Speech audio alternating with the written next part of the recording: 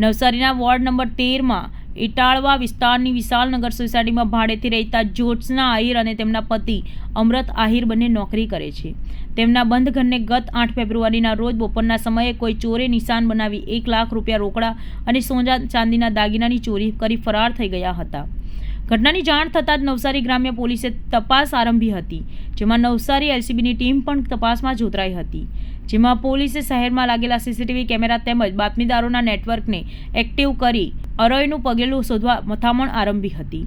જેમાં ગતરોજ નવસારી એલસીબી પોલીસને સફળતા મળી હતી અને નેશનલ હાઈવે નંબર 48 પર ગ્રેટ ઓવરબ્રિજ નજીકથી બાઇક ઉપર નવસારી આવી રહેલા 30 વર્ષીય જીમી ઉર્ફ દીપક બિપિન શર્માને દબોચી દીધો હતો.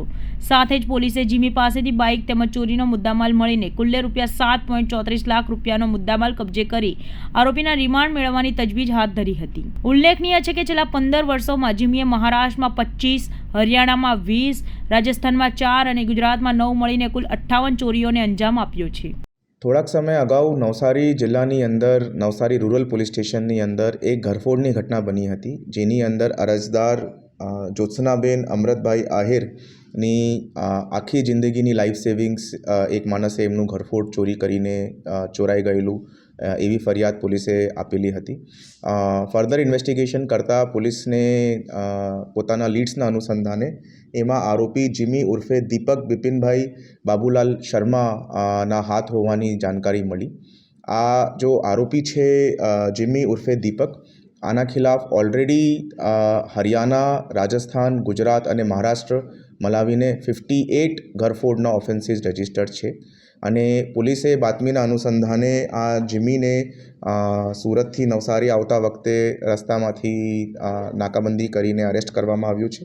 એમના પાસેથી પોલીસે ટોટલ 6 ઘરફોડ ચોરીની હકીકત આ વખતે ઉજાગર થઈ છે. આ 6 ઘરફોડ ચોરીઓ નવસારી ડિસ્ટ્રિક્ટ, તાપી ડિસ્ટ્રિક્ટ અને ભરૂચ ડિસ્ટ્રિક્ટની અંદર આરોપી દ્વારા કરવામાં આવી છે.